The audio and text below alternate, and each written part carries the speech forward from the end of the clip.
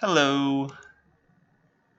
All right, so for our first one, we have distinct numbers, which is write a program that reads in 10 numbers and then displays the distinct numbers.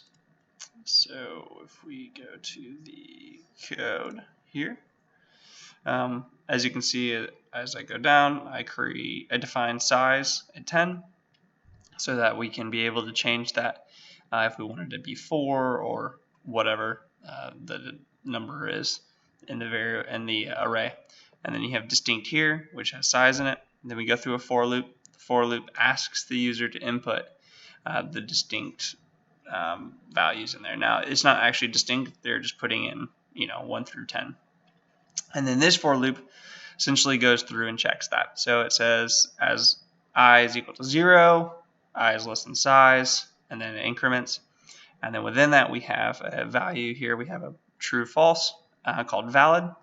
And then it goes into our next for loop, which this again is just going to circle through and do these two checks.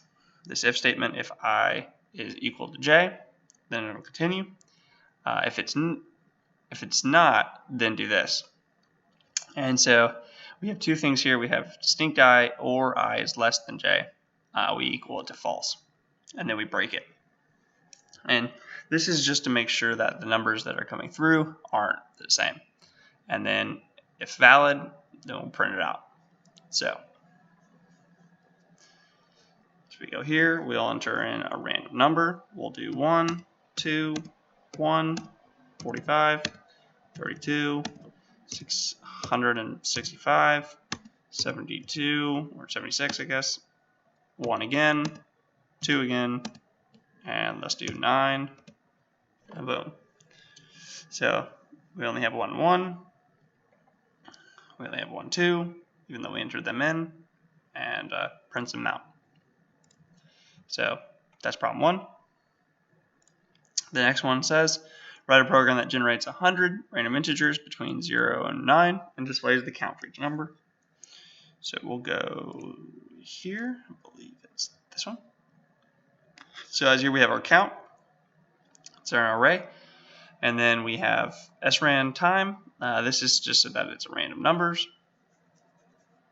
And then we have our for loop, which goes all the way up to 100.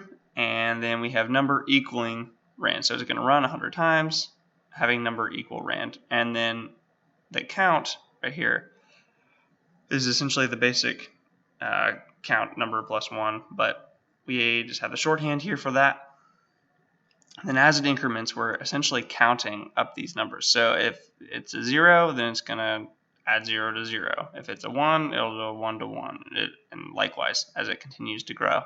And then it'll print out from 0 to 9 the counts. So we'll go here. And on this random number, there were 16 zeros, 6 ones, 2 12s, etc. If you want, we can also put a C out up here to see what all the numbers are, and then we can actually, which I did, and you count out if they were correct, which they were, just to verify. Next, we need to write a program that prompts the user to enter in the number of students, the students' names, and their scores, and then prints out the student names in decreasing order of their scores. So if there's an 80, then it'll go down to 1. So here is our students. Just to go through the code real quick, we have our integer students, and then we ask the user to enter in how many students there will be. And then we create two arrays. Essentially, these are two pointers that will point at the arrays, and then it will give us the value of how many are in this array. So this is saying there are, let's say 6, it would be 6 strings, 6 ints, which that'll be our scores. And then this for loop goes through and asks for the student name and the student score. And then it'll continue to do that until it's reached the full capacity of how many students there are. Then on the next for loop, this is where we do a bubble sort, where we descend from the end and increase from the beginning, and we go down, and then we bubble, and we go down, and then we bubble, and we go down, and we bubble. And then right here is our logic for that, where you see our if statement is if j plus 1 is less than j, temp score, which right here we have our temporaries, so that they're stored properly and that they increment properly. Finally, we print it out with the name and the score. So we'll go here, we'll do a lower number just so that we aren't here all day. But let's say the number of students, we'll make it 3. First name will be Caleb, and then his score was 100. And then we'll have Billy, and his score was 32. And then we have Jeff, and his score was a 56. And we'll see what happens. Boom. Caleb, Jeff, Billy, all in decreasing order.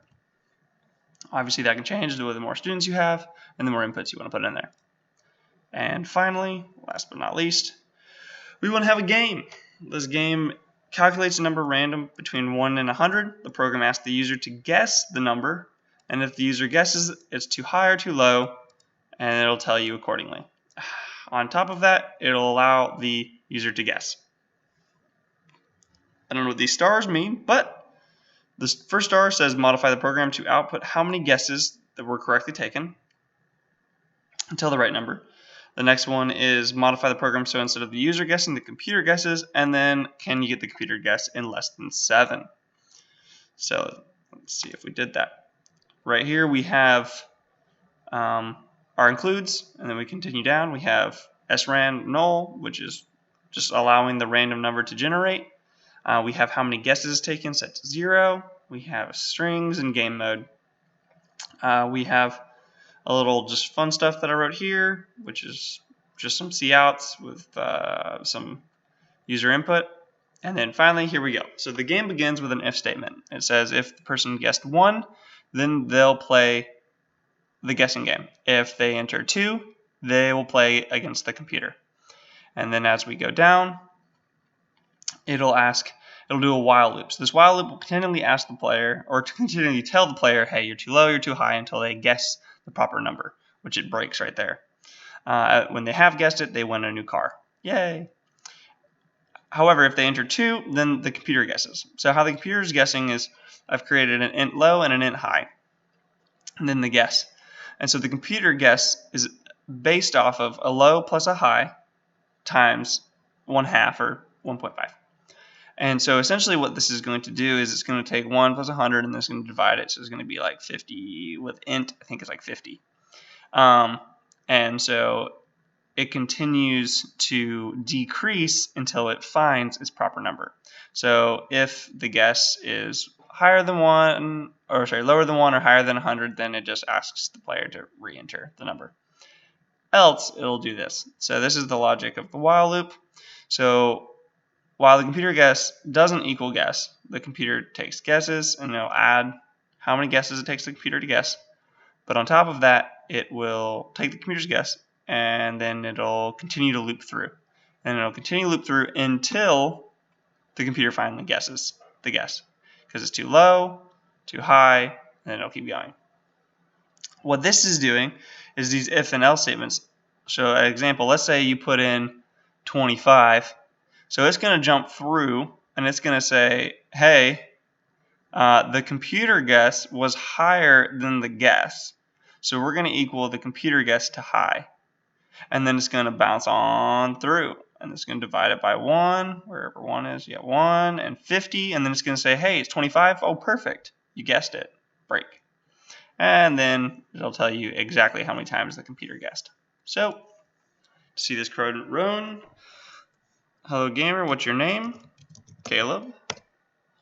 Would you like to guess? I would. So we're going to play 1 first. And so we're going to enter my guess. We're going to go 35. My guess is too high. I have failed 1 time. Alright, so we're going to do 25. My guess is still too high. We'll do 15. We'll do 10. Okay, we'll do 12. We'll do 14. Aha! I guessed it. I got a new car, and it took me 5 times to do it. Next, we'll check to see if the computer can guess it in less than 7. My name is Caleb. We'll do 2. Alright, I'm going to make the computer guess something difficult. Let's do 17. Took 6 guesses, and it finally guessed 17. As you can see the logic there, as I was saying earlier, I have it print out on purpose so that you can really see how it's doing that work. And then boom, 6 times. Wow, that was pretty fast. Thank you very much. Have a great day.